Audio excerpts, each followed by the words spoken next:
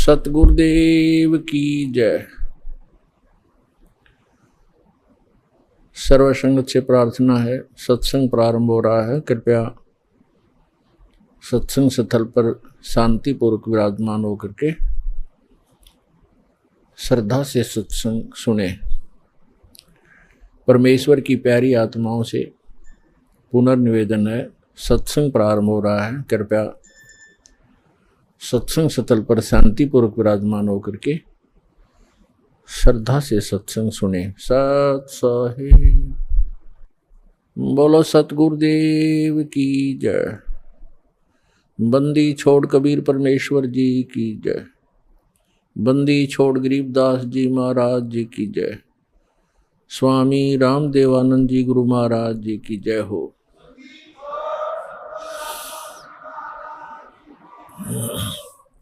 गरीब नमो नमो सतपुरुष को नमस्कार गुरु के नहीं।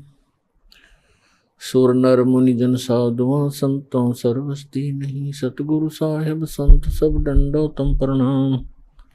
आगे पीछे मध्य हुए तिनको जा कुर्बान। नराकार निर्विषम काल जाल भयभंजनम। निर्लेपम निज निर्गुणम अकल अनोबेशंदनम। सोहम सुरति समाप्तम सकल समाना निर्तल। उज्ज्वल हिरंबर हरदमं बेपरवा अथाह वार पार निमज्जतम। ग्रीव जो सुमरे सिद्ध होई गणनायक गलता ना। करो अनुग्रह सोई पारस पद परवाना। आदि गणेश मनाऊं गणनायक देवन देवा। चरण कमल लो लाऊं आद्यंत करूं सेवा। परम शक्ति संगीतम रिद्धि सिद्धि दाता सोई। अवगत गुण अतीतम सत्य पुरुष निर्मोही। जगदम्बा जगदीशम मंगल रूप मुरारी। तन मन अर्पों शीसम भक्ति मुक्ति भंडारी। सुर नर मुनि जन ध्यावे ब्रह्मा विष्णु महेशा। शेष शेष मुख गावे पूज्य आदि गणेशा। इंद्र कुबेर सरीखा वरुण धर्म राय ध्यावे।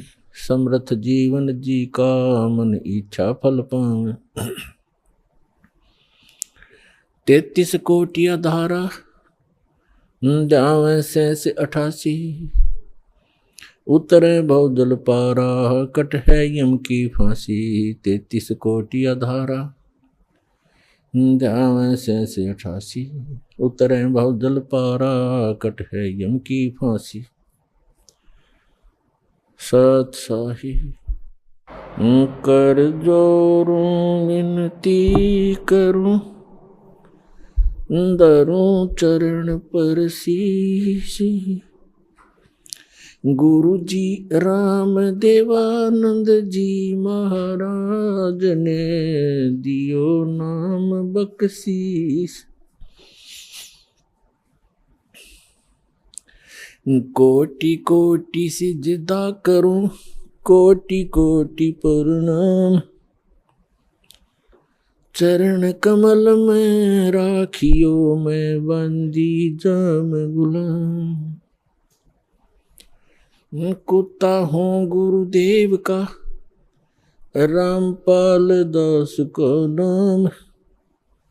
गले प्रेम की जेवड़ी जहाँ खेचो वहाँ जाऊं। तो करो तो बावड़ू दूर दूर करो तो जाऊं। जो राखो त्यों ही रहूं। जो देवो सुख। परम पिता परमात्मा पूर्ण ब्रह्म सारी सृष्टि के रचनहार कबीर देव कबीर परमेश्वर जी की असीम रजा से आप सभी पुण्यात्माएं सत्संग श्रवण करने के लिए उपस्थित हो पाए। मानुष्य जन्म दुर्लभ है मिले न बारंबार। तरुवर से पत्ता टूट गिरे वो बोरने लगता डर। पृथ्वीपति चकवे गए, जिनके चक्र चलंत। रावण सरीखे कौन गिण हैं, ऐसे गए अनंत। मानुष जन्म पाए के जो नहीं रटे हरि नाम। जैसे कुआ जल बिना फिर बनवाया क्या काम।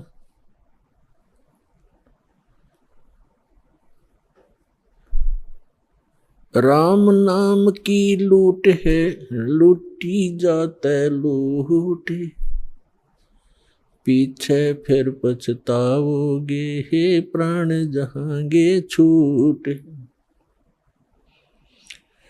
नंगा आया जगत में, नंगा ही तू जाए। बीच में ख्वाबी ख्याल है, ये मन माया भरमावे। मर्द गर्द में मिल गए, वो रावण से रणधीरे। कंस के सी चाणोर से, भाई हिरण्यकशिपु बलबीर। तेरी क्या बुनियाद है, जीव जन्म धर लेते। गरीब दास हरि नाम बिना, तेरा खाली रह जा खेत। जिन हर की चोरी करी, और गए राम गुण बोले। ते बेदना बागुल किए है, रहे उर्द मुख झोले। राम रटत कोड़ी भलो, चू चू पड़े जो चामे। वो सुंदर शरीर किस काम का, जा मुख नाही नाम। राम रटत कन्या भली, साकट भलो न पूते। जैसे छेरी के गल में गल थना, जिसमें दूध ना मूत। राम रटत दारिदर भलो, टूटी घर की छान। वो सुंदर महल किस काम के, जहाँ भक्ति नहीं भगवान। कबीर जिव्या तो वाए भली, जो जप हरि नाम।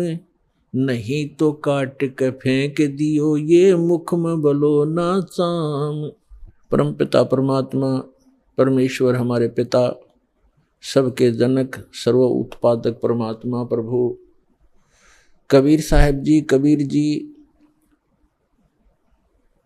ये परम अक्षर ब्रह्म है, सारी सृष्टि के रचनहार हैं। और पुण्यात्माओं, आपके ऊपर रहम किया उस दीन दयाल ने, आपको ये तत्व ज्ञान समझाया, आप तक पहुंचाया। आप तक ये तत्व ज्ञान पहुंचाने के लिए उस परमेश्वर ने कितने कितने कष्ट उठाए। आप तक पहुंचने के लिए उस परमात्मा ने भिन्न भिन्न भेष बनाए। और आप जी ने इस काल की भांग को इतना पी लिया कि इस काल के इस नकली सुख, इस झूठे सुख के नशे में आप भगवान को पहचानना भूल गए। परमेश्वर कहते हैं, मैं रोवत हूँ सृष्टि को, सृष्टि रोवे मोहे। गरीबदास इस वियोग को समझ न सकता कोई। हमारे पिता कहते हैं, हमारे भगवान कहते हैं कि मैं तुम्हें रो रहा हूं, तुम्हारे लिए भटक रहा हूं कि तुम गलत स्थान पर रह रहे हो। या कोई जीव सुखी नहीं, या सुख नाम की वस्तु नहीं। और आप यहां सुख खोज रहे हो और सुख देने वाले उस भगवान की खोज कर रहे हो, उसके लिए रो रहे हो, तड़फ रहे हो। मैं तुम्हारे लिए रो रहा हूं कि मैं हूं वो परमात्मा, मैं तुम्हारा जनक हूं, मैं तुम्हारा पिता हूं। आप जी ने ये गलती की जिस कारण से आप इस काल कसाई के यहाँ फंस गए हो। किसी का बेटा मार रहा है, किसी की बेटी मार दी, कोई किसी का जमाई मर गया, किसी के कैंसर होगी, किसी की टांग कट गई, किसी को कैंसर है, कोई कोड से भुगत रहा है, और शेष बचे हुए ये सोचते हैं कि हम ठीक हैं। यदि आप रोग रहित हैं, कल मृत्यु होगी, फिर गधे बन जाओगे, तो क्या खाक ठीक हो आप? इसलिए परमात्मा याद दिलाते हैं, कबीर ये माया अटपटी, सब गट आण अड़ी, किस किस को समझाऊं, या कुएं भांग पड़ी। परमात्मा कहते हैं किस किस को समझाऊं। इस काल भगवान ने इस नकली सुख की एक कुएं के अंदर जैसे 1, 2, 3 क्विंटल भांग घोल कर डाल दे कोई, उस कुएं का जल चाहे 1000 व्यक्ति पी ले, और पीने के उपरांत उनकी एक जैसी गतिविधि, एक जैसी भाषा, एक जैसी चाल हो जाती है, क्योंकि सबको वो नशा हो चुका है। तो इस काल भगवान ने इस त्रिगुणमयी माया की इतनी मात्रा डाल रखी है आपके अंदर कि आपको इतना नशा हो गया इसका। जैसे किसी के पास बढ़िया मकान, कोठी हो जाती है, कार हो जाती है, उसको नशा है वो, और वो फूला नहीं समाता, और वो भूल जाता है बालक कल मृत्यु हो जाएगी, ये कार कोठी तेरे साथ नहीं जाएंगी, यहाँ बुद्धि क्यों नहीं आती आपकी। परमात्मा हमें याद दिलाना चाहते हैं कि इन सुखों को जहां आप यहां खोज रहे हो, आपको सतलोक में मिलेंगे। यहां तो आपने जो कार भी व्यवस्था कर ली, 36 पंगे पाक है, फिर उसमें कोई इंजन में गड़बड़ है, कोई पेट्रोल डलवाना, जेब देखनी पड़े। सतलोक में चलो आपको विमान मिलेंगे, विमान मिलेंगे, और आपकी मन से जहाँ चाहोगे 1 सेकंड में उड़कर आप पूरा परिवार बैठकर कहीं घूम सकते हो। कोई पैसा नहीं लगेगा, आपको सब वस्तु मुफ्त मिलेंगी, सब सुख होगा, आपकी कभी मृत्यु नहीं होगी। आपका ऐसा ही परिवार वहाँ सतलोक के अंदर होगा। अभी तक ये मूर्ख बनाया करते थे नकली संत कि वहाँ प्रकाश ही प्रकाश है, चेतन ही चेतन है, आत्मा उसमें जाकर ऐसे मिल जाती है जैसे बूंद समंदर में। फिर खा क्या करेंगे वहाँ जा करके? इससे यहीं दुख सुख यहीं ठीक है। तो उनको अकल थी नहीं, ज्ञान था नहीं, उनका सवन भाव नहीं था, क्योंकि उनकी साधना गलत थी, उनका ज्ञान गलत था। वो काल प्रेरित थे, काल के भेजे आए हुए हैं। तो परमात्मा हमें याद दिलाते हैं कि झूठे सुख को सुख कहे ये मान रहा मनमोद, ये सकल चबीना काल का, कुछ मुख में कुछ गोद। अपने आत्माओं आप देख रहे हो, कहीं पर भूकंप आ जाता है, हजारों लाखों की संख्या में मानव मर जाते हैं, अन्य प्राणियों की तो गिनती ही नहीं। कहीं पर फ्लड आ जाती है, गांव के गांव बह जाते हैं, हजारों की संख्या में व्यक्ति मारे जाते हैं, और वो उन मकानों को, उन वहाँ के संसारिक सुखों को जोड़ने में सारा जीवन लगाते हैं। उनका दृष्टिकोण सिर्फ उन्हीं पर केंद्रित रहता है कि कोठी बना लूँ, कार बना लूँ, 1 प्लाट और ले लूँ, 2 कोठी और बना दूँ, एक बैंक बैलेंस बना दूँ, एक फैक्ट्री लगा लूँ। उद्देश्य मनी मेक ही रहता है। परमात्मा कहते हैं तो बच्चों वाले खेल खेल रहे तुम, आप जी को ज्ञान नहीं है, इसलिए यहाँ डले ढोरे हो। 1 सेकंड का पता नहीं क्या बिजली गिर जा, और फिर आप यहीं स्थिर होना चाहते हो ऐसे गंदे लोक में। तो तत्व ज्ञान का अभाव है। जब आपको तत्व ज्ञान होगा, आपके मन की व्यवस्था ही अलग हो जाएगी। जब आपको तत्व ज्ञान होगा, आपके मन की स्थिति बदल जाएगी, आपका उद्देश्य बदल जाएगा। परमात्मा हमें आकर याद दिलाते हैं, आप जी विचार कीजिए कि आपकी मृत्यु तो होगी होगी, चाहे यहाँ कोई पूरी पृथ्वी का राजा है और चाहे अमीर या गरीब है, कोई भी व्यक्ति है, आपकी मृत्यु होगी। और आपने जो कुछ भी सारे जीवन में संग्रह किया वो आपके साथ नहीं जाएगा। ये तो यूनिवर्सल ट्रूथ है, आपको सबको मालूम है। और पुण्यात्माओं ठीक है, आपके पूर्वजन्म के पुण्य हैं, आपको जो भी वस्तु उपलब्ध है इसको ये समझ लो कि आपकी नहीं है। आप एक रेस्टोरेंट में रह रहे हो। अब जैसे अच्छे पूंजी वाले व्यक्ति, सेठ धनी व्यक्ति अच्छे रेस्टोरेंट में जाकर के अपना 1 2 3 4 जैसा भी वो वहाँ दिन रात व्यतीत करना चाहते हैं, तो उनके पास पैसा घना है, तो वे हाई क्लास के, हाई क्वालिटी के रेस्टोरेंट के अंदर रह रहे हैं। वहाँ सुविधाएं अच्छी हैं, सोफा सेट हैं, बढ़िया पलंग हैं, टीवी रखे हैं, सारी व्यवस्था है वहाँ पर। बैल बजा दी, बैरा आ गया, जो वस्तु मांगी उपलब्ध होगी खाने और पीने की। और एक गरीब व्यक्ति जाके एक सिंपल होटल में रुका है जिसमें एक तख्त पड़ा है और सिंपल आहार है, थोड़ा खर्चा है उसका। तो ऐसा ही समझ लो आप, जो गरीब है वो एक सिंपल होटल में रह रहा है, अमीर है वो बड़े होटल में रह रहा है, लेकिन वस्तु किसी की नहीं। वहाँ पर होटल में गए व्यक्ति को पता होता है कि यहाँ तेरी वस्तु कोई नहीं है, इनको प्रयोग कर सकता है, वो भी अपने खर्चे से। तो इस काल भगवान का ये होटल है फॉर एग्जाम्पल। और इसमें आपके पुण्यों के कारण आप सुविधा जो आपको है वो आपके पूर्वजन्म की पूंजी से है, जेब आपकी ही खर्च हो रही है, जो सुविधाएं आपको उपलब्ध हैं आपके पुण्य क्षीण हो रहे हैं। और गरीब व्यक्ति है वो समझ ले सिंपल होटल में रह रहा है, कोई झोपड़ी में है तो सिंपल मकान में रह रहा है, तो वो भी एक होटल में ही है। एक दिन दोनों ने ही जाना है और दोनों ने वो सब वस्तुएं यही छोड़ जाना है। अब जाना कहाँ है? स्वदेश को जाना है। होटल में व्यक्ति वही रहता है जो विदेश गया हुआ है, अपने घर से बाहर है। आज तक आपको यही नहीं मालूम कि हम इस होटल को छोड़कर प्रस्थान कहाँ करेंगे। आपको तो जबरदस्ती जब आपकी पूंजी समाप्त हो जाती है, आपका समय समाप्त हो जाता है, उस होटल से पकड़कर बाहर फेंक दिया जाता है सड़क पे, आप कहीं जाओ।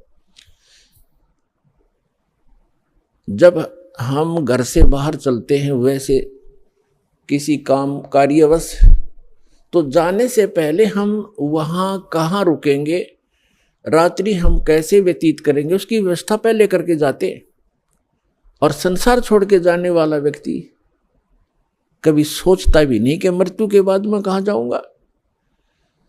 तो वो ज्ञान अब आपको प्राप्त हो रहा है कि आप ये साधना करोगे और आप इन होटलों में रहो जैसे जिसकी व्यवस्था है, ठीक है, धनी है अपने उस सुविधा को प्राप्त करो, निर्धन है अपने उन मकानों में गुजर करो। और दोनों ही 2 रोटी खाते हैं, एक गरीब भी और सेठ भी, और एक चारपाई पर ही सोते हैं। 3-3 4-4 पर सेठ नहीं सो सकता।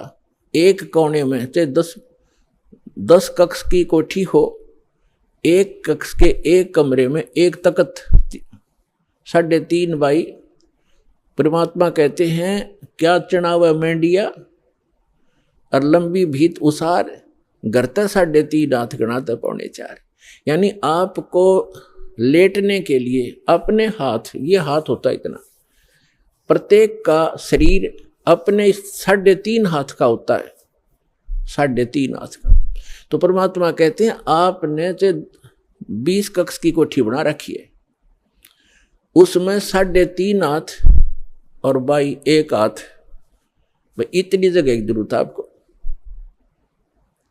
बाकी उस कोठी की शर्मा मार ले, क्या बनेगा उसका? समय खोया, अपना जीवन व्यर्थ किया।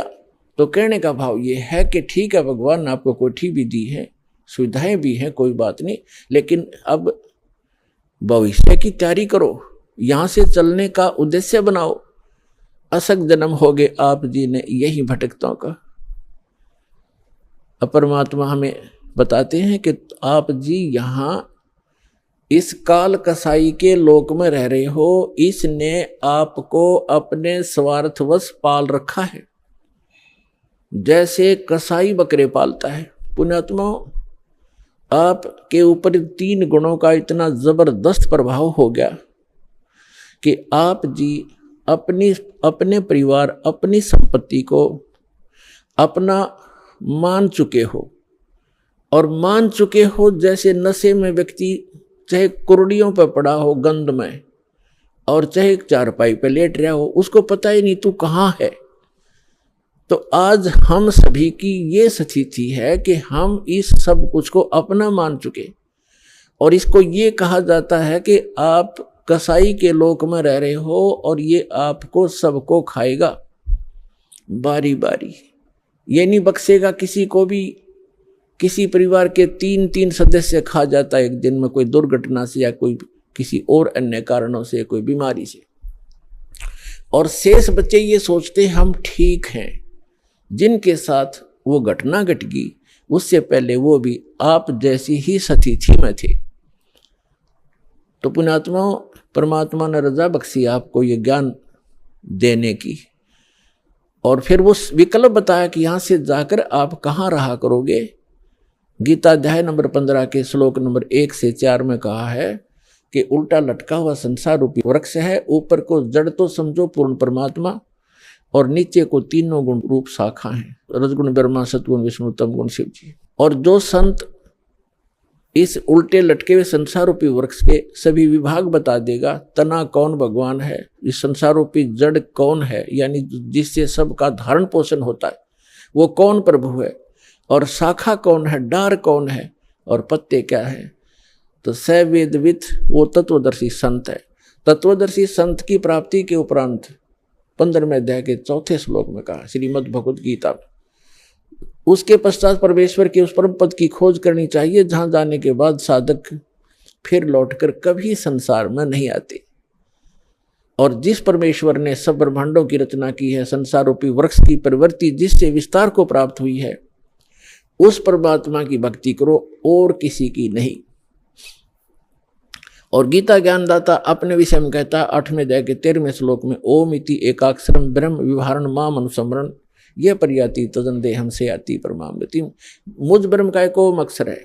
गीता का ज्ञान ब्रह्म बोल रहा है, ये काल बोल रहा है, श्री कृष्ण जी में प्रवेश करके बोल रहा है, और ये कह रहा है कि मुझ ब्रह्म का केवल एक ओम मंत्र है।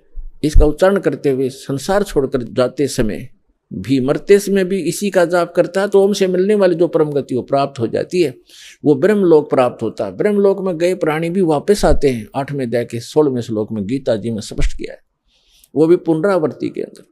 तो गीता ज्ञानदाता कहता है 4थे अध्याय के 5 और 9 श्लोक में, गीता अध्याय नंबर 2 के श्लोक 12 में, गीता अध्याय नंबर 10 के श्लोक नंबर 2 में गीता ज्ञानदाता कहता है, अर्जुन तेरे और मेरे बहुत जन्म हो चुके, तू नहीं जानता मैं जानता हूं।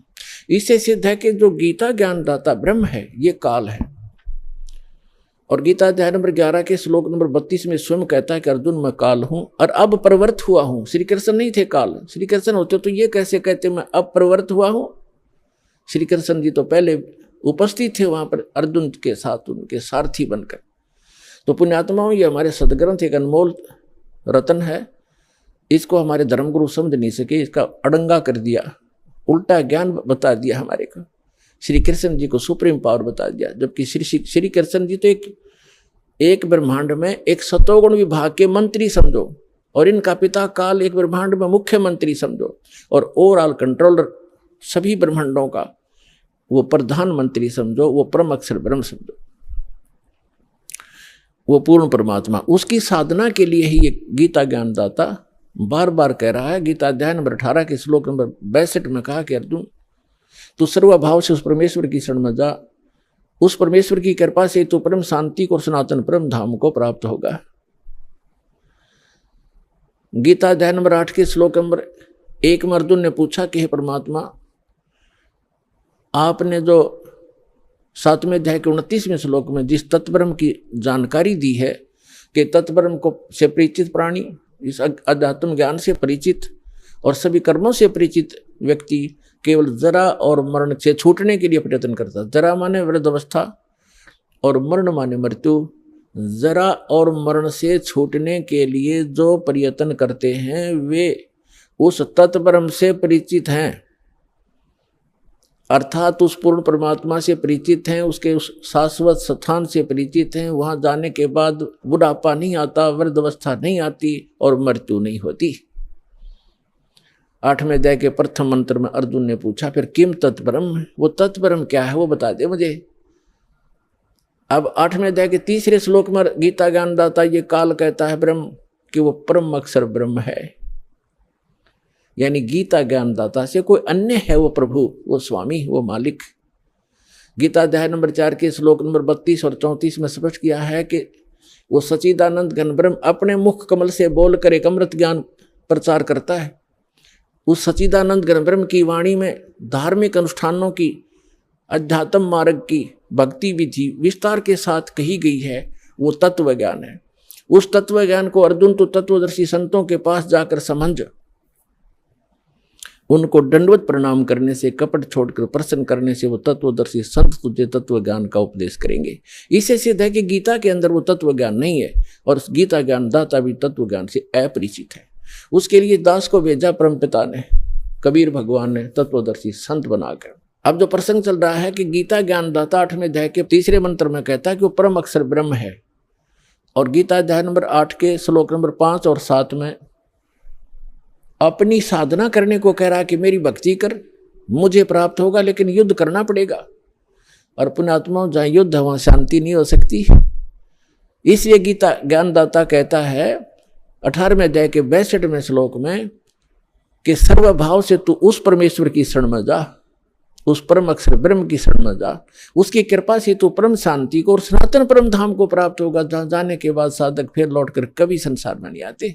अब गीता ज्ञानदाता गीता अध्याय नंबर 8 के श्लोक नंबर 8, 9, 10 में कहता है कि उस सच्चिदानंद घन ब्रह्म की भक्ति करने वाला प्राणी साधक भक्ति की शक्ति से, योग के बल से, योग माने साधना के बल से, भक्ति की ताकत से, उस मंत्रों की भक्ति की कमाई की ताकत से उस परमात्मा को सच्चिदानंद घन ब्रह्म यानी परम अक्षर ब्रह्म को ही प्राप्त होता है।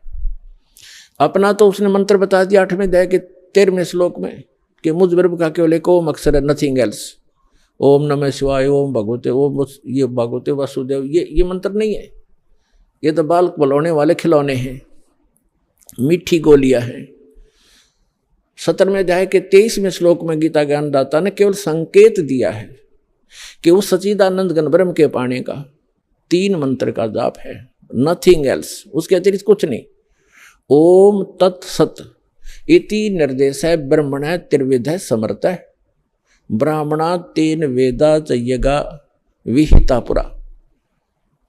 क्योंकि परमात्मा प्रत्येक युग में आते हैं और प्रत्येक युग में अपना यथार्थ ज्ञान सुनाते हैं। कुछ पुण्यात्माएं उनको स्वीकार करती हैं, इसलिए कहा कि स्टार्ट जब होता है उस समय परमात्मा यथार्थ ज्ञान देता है। ब्राह्मण माने विद्वान पुरुष, बुद्धिमान व्यक्ति, फिर इसी आधार से वो साधना किया करते हैं। फिर कुछ दिनों के बाद फिर से ये काल के दूत सक्रिय हो जाते हैं और यथार्थ ज्ञान को समाप्त कर देते हैं। इसलिए गीता ज्ञानदाता कहता है कि मैंने पहले भी ये ज्ञान दिया था शाश्वत इन सभी को, और फिर उसको आगे कुछ दिन चला, लेकिन अब ये लोप हो गया या पुनः फिर दे रहा हूँ। तो यहाँ बताया है कि ओम तत्सत, ओम तो ब्रह्म का। गीता अध्याय नंबर 15 के श्लोक नंबर 16 और 17 में 3 पुरुष हैं, एक सरपुरुष, एक अक्षर पुरुष। सरपुरुष ये काल है, ये ब्रह्म है जिसके लोक में हम फंसे हुए हैं। ये काल कसाई कहा गया है। इसको वेदों के जो ज्ञाता कहलाते थे इसको ब्रह्म कहते थे, और ब्रह्म को ये सुप्रीम पावर कहते थे। इनको कख भी पता नहीं था। ये केवल 21 ब्रह्मांड का स्वामी है, प्रभु है, ब्रह्म है। ब्रह्म माने भगवान है, स्वामी है। और फिर परब्रह्म इससे नेक्स्ट, जैसे दादा परदादा, एक दादा उससे नेक्स्ट दादा, तो ये ब्रह्म फिर परब्रह्म। परब्रह्म को अक्षर पुरुष भी कहते हैं, इसको सर पुरुष कहते हैं ब्रह्म को। अक्षर पुरुष 7 शंख ब्रह्मांड का स्वामी है, नील पद्म शंख, 7 शंख ब्रह्मांड का स्वामी है। इसको अक्षर पुरुष का, इसकी आयु बहुत लंबी है, इसलिए इसको अक्षर पुरुष कहते हैं।